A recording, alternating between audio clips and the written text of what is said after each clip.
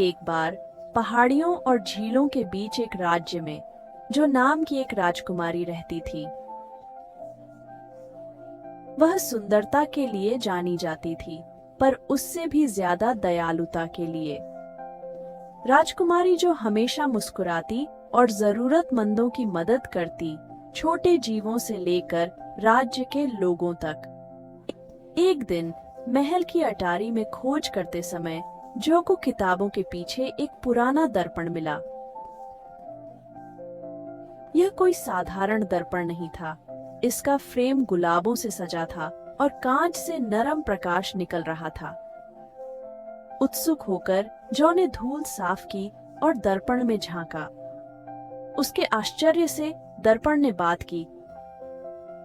कांच से एक मृदु आवाज गूंजी, मैं जादुई दर्पण हूँ और सिर्फ प्रतिबिंब नहीं दिखाता, मैं तुम्हारे दिल की सुंदरता को प्रकट करता हूँ। जो अपने प्रतिबिंब पर मुस्कुराई, पर दर्पण अचानक धुंधला हो गया। आवाज जारी रही, तुम दयालु और कोमल हो, पर सावधान रहो। आंतरिक सुंदरता की सच्ची परीक्षा यह नहीं कि दूसरे क्या देखते हैं, बल्कि चुनौतियों का सामना करते समय आप कैसे व्यवहार करते हैं। जो उलझन में थी लेकिन उत्सुक भी, उसने दर्पण को धन्यवाद दिया और अपने दिन में आगे बढ़ गई, इस बारे में ज्यादा न सोचते हुए। उसे क्या पता था, असली परीक्षा अब शुरू होने वाली थी। अगले ही दिन राज्य भर में एक घोषणा गूंजी।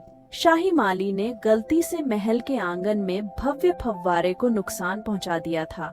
वह फव्वारा राज्य का गौरव था। सूरज के नीचे उसका क्रिस्टल पानी चमकता था और अब वह खंडहर में था। यह खबर तेजी से फैली और कई लोग परेशान थे। माली को उसकी लापरवाही के लिए दोष दे रहे थे। राजकुमारी जो लोगों की बातें सुनकर खुद नुकसान देखने गई। फव्वारा सचमुच टूटा हुआ था और माली पास में खड़ा था, दुखी और चिंतित दिख रहा था।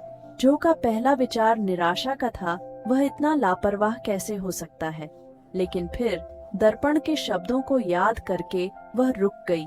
गुस्सा होने के बजाय जो ने करुणा से माली से बात की।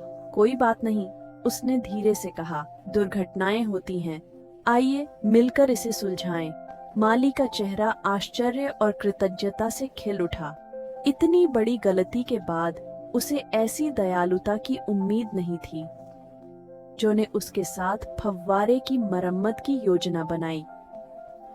साथ में उन्होंने श्रेष्ठ कारीगरों को बुलाया और फव्वारा पहले से भी सुंदर बन गया। राजकुमारी जो के व्यवहार की चर्चा पूरे राज्य में फैल गई।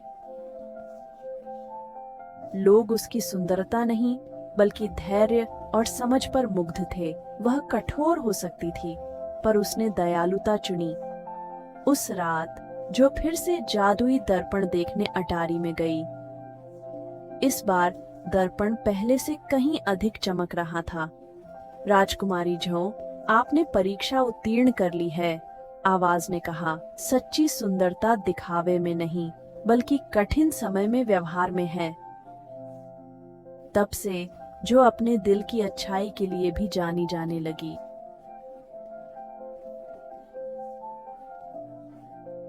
उसका राज्य दया और एकता के कारण फला फूला, न कि धन या शक्ति से।